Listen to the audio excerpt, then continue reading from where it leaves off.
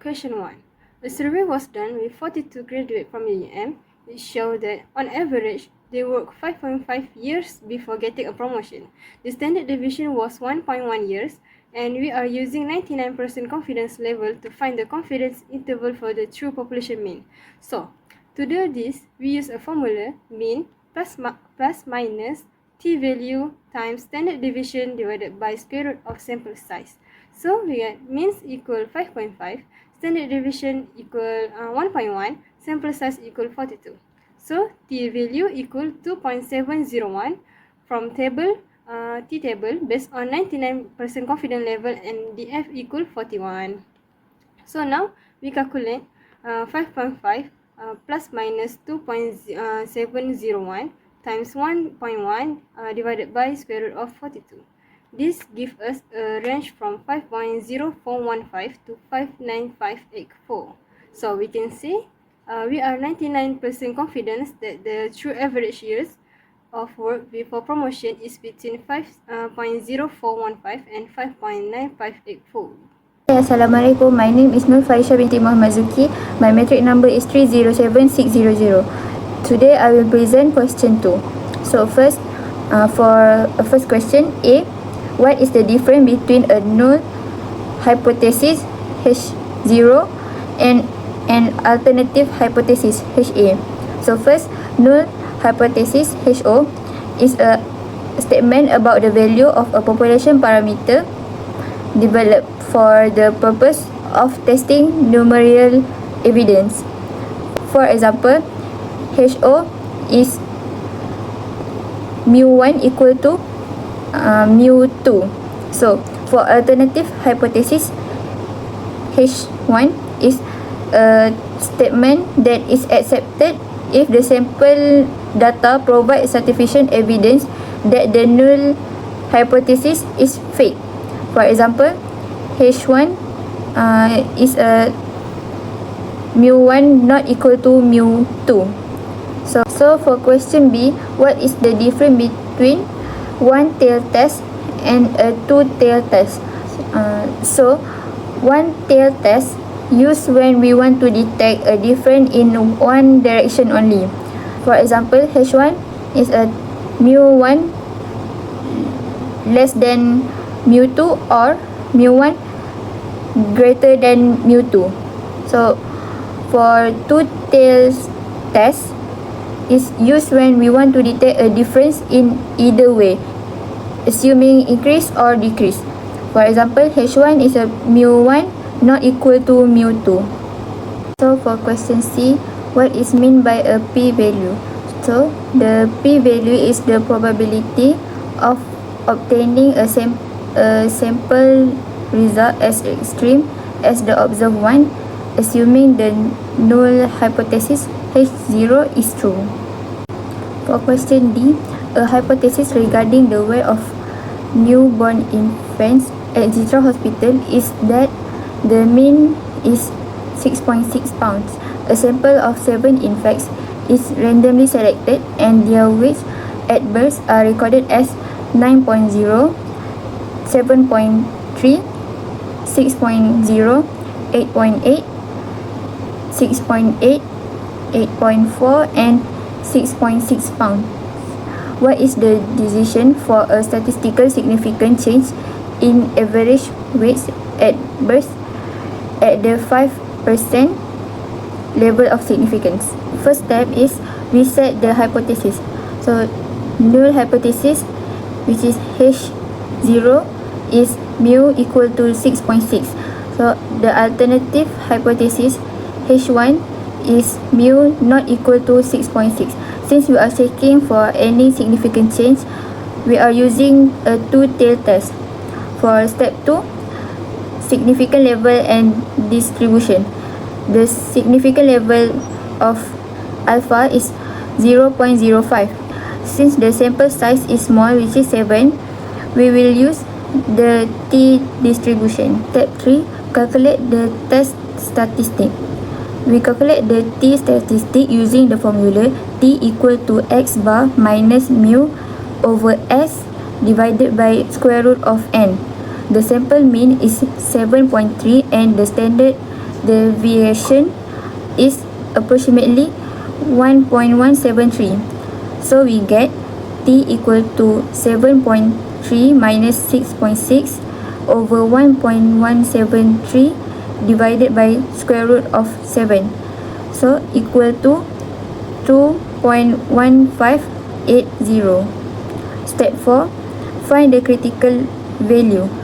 For a two-tail test with degrees of freedom equal to 6 and alpha equal to 0.05, the critical value from the T table is plus minus 2.447. Step 5. Decision rules. We compare the test statistic with the critical value. Since 2.1580 does not fall in the rejection region beyond plus minus 2.447, we fail to reject the null hypothesis. Therefore, we conclude that there is no significant change in the average birth weight of newborn infants at the 5% significance level. That's all from me. Thank you. Okay, now let's talk about question 3. So, list the 5 steps to perform hypothesis testing. Okay, the answer is: first, state null and alternative hypothesis. Second, set the significant level. Third, identify the test statistic. 4, formulate a decision rule. 5, take a sample, arrive at decision. Do not reject H0 and accept H1. Okay, now question 3b. So, you are given 2 sets of salary data, one for fast food workers and one for restaurant workers. We want to know, do fast food workers earn more than restaurant workers? So, step by step. Step 1, state the hypothesis. We need to make a quiz first. Null hypothesis H0, fast food salary, are less than or equal to restaurant salaries. So, and then alternative hypothesis H1, fast food salary are greater than restaurant salaries. And then this is a one-tail test because we are only checking if fast food salaries are greater. Okay. And then step 2, set the significant level. We are told to use 0.10 10% significant level. This means we are okay with a 10% chance of being wrong when rejecting H0. Next, step 3, choose the right test because sample size are small and less than 30. Population standard deviations are unknown. So we use a t-test and we combine both variants into a pool variance. Okay, next, step 4, decision rule. We find the critical t-value for the significant level of 0.10 and degrees of freedom, df. So df equal n1 plus n2 minus 2. So n1 equals 6, n2 equals 7, and then 6 plus 7 minus 2 equal 11. So from the t-table, the critical value equal 1.363. So rule if computed t more than equal 1.363, we reject H0. Okay, now we continue with step 5. Compute the t-value and make a decision. To find the t-value, we need to do 2 main steps. Okay, first, find the pool variance, combine variation of both groups. Since we have 2 groups, fast food and restaurants, we combine their variation using a special method. First, we subtract 1 from each group's sample size. Then we multiply those by the square of their standard deviation. After that, we add both results together. Finally, we divide that total by the total number of people in both groups minus 2. Then, this gives us the pool variance, which is a single value showing the average variations in both groups. In this case, it's around 204.09. Second, calculate the t-value. How far the means are apart. Now that we have the pool variance, we can calculate the t-value like this. Subtract the average salary of restaurant workers from the average salary of fast food workers. Then divide the result by the square root of the pool variance times a small adjustment based on the sample size. Once we do the maths, we get a t-value of 1.536. Now make a decision. Early, we said the critical t value is 1.363. Since 1.536 is bigger than 1.363, we said that the t value falls in the rejection region. That means we reject the null hypothesis. So conclusion, fast food workers earn more on average than restaurant workers based on this sample. For question 4, after reading the question, we can say that the sample is dependent and it is two-tailed. So we can say the hypothesis for H1 is not equal to 0 and H0 is equal to 0. The alpha is 0.05 and the decision rule is reject HO if computed t greater than 2.447, and because this is about two-tailed, we must have both positive and negative, and then we have to find for the critical value, which is using the formula.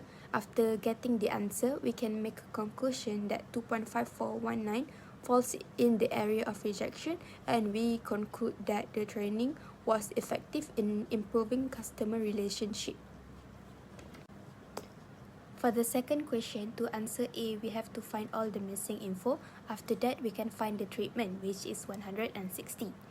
For B, the total sample is 2 plus 9 is equal to 11, or we can use n minus 1, also get the same answer, which is 11. For C, we have to know the significant level, numerator and denominator using F table, and we get F equal to 4.26. For D, because this is ANOVA, H1 will always be the same, which is the means are not all equal.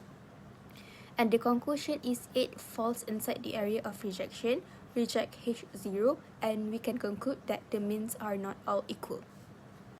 For the last question, after reading the question, we can say that this is ANOVA and it is one-tailed.